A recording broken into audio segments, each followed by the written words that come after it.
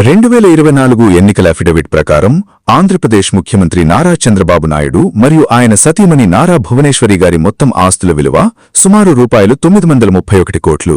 ఇందులో చంద్రబాబు గారి స్వార్జితం కంటే ఆయన సతీమణి భువనేశ్వరి గారి పేరు మీదున్న ఆస్తులే అత్యధికం, సుమారు రూపాయలు 884 కోట్లు. అఫిడవిట్ వివరాల ప్రకారం వారి కుటుంబ పెట్టుబడులు ఏ రంగాల్లో ఉన్నాయో ఇక్కడ విశ్లేషించబడింది. ప్రధాన పెట్టుబడి రంగాలు. చంద్రబాబు కుటుంబం యొక్క పెట్టుబడులు ప్రధానంగా కింది రంగాల్లో విస్తరించి ఉన్నాయి: డైరీ మరియు ఎఫ్ఎంసీజీ. వీరి సంపదలో సింహభాగం ఈ రంగం నుండే వస్తోంది. హెరిటేజ్ ఫుడ్స్ లిమిటెడ్లో భువనేశ్వరి గారికి ఉన్న 2.26 కోట్ల షేర్ల విలువే అఫిడవిట్ దాఖలు చేసే నాటికి సుమారు రూపాయలు 763 కోట్లు. ఫైనాన్స్ మరియు ఇన్వెస్ట్మెంట్స్. హెరిటేజ్ సంస్థలతో పాటుగా నిర్వాణ హోల్డింగ్స్ ప్రైవేట్ లిమిటెడ్ మరియు మెగాబిట్ ఫైనాన్స్ అండ్ ఇన్వెస్ట్మెంట్స్ వంటి అన్లిస్టెడ్ ఫైనాన్స్ కంపెనీల్లో కూడా వీరికి కోట్లాది రూపాయల పెట్టుబడులు ఉన్నాయి. రియల్ ఎస్టేట్ మరియు భూములు.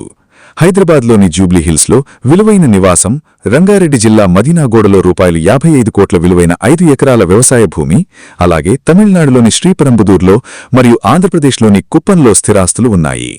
ఇవి సరైన ఆర్థిక పెట్టుబడులేనా? ఆర్థిక విశ్లేషణ కోణంలో పరిశీలిస్తే చంద్రబాబు నాయుడు కుటుంబం చేసిన ఈ పెట్టుబడులు అత్యుత్తమమైనవి మరియు స్థిరంగా వృద్ధినిచ్చే అత్యుత్తమ పెట్టుబడులు అని స్పష్టమవుతోంది. అందుకు ప్రధాన కారణాలు: 1. ఎవర్ గ్రీన్ సెక్టార్, నిత్యావసరాలు. హెరిటేజ్ ఫుడ్స్ అనేది పాల ఉత్పత్తులు మరియు ఎఫ్ఎంసీజీ రంగంలో ఉన్న సంస్థ. ఆర్థిక మాంద్యం వచ్చినా, మార్కెట్ ఒడిదుడుకులకు గురైన పాలు, పెరుగులాంటి నిత్యావసరాలకు డిమాండ్ తగ్గదు.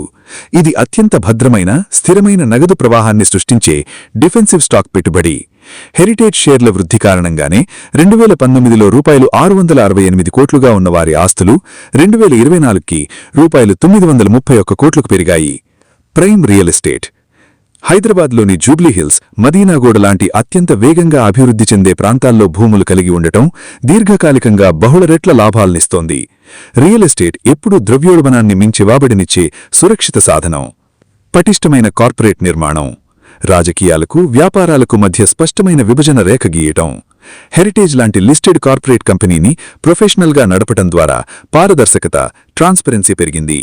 దీనివల్ల మార్కెట్లో నమ్మకం పెరిగి కంపెనీ వాల్యుయేషన్ వృద్ధి చెందుతుంది. ముగింపు. చంద్రబాబు నాయుడు కుటుంబం ఆస్తుల పోర్ట్ఫోలియో ఒక పక్కా ఇన్వెస్ట్మెంట్ బ్యాంకర్ లేదా ఫైనాన్స్ ఎక్స్పర్ట్ డిజైన్ చేసినట్లుగా ఉంటోంది.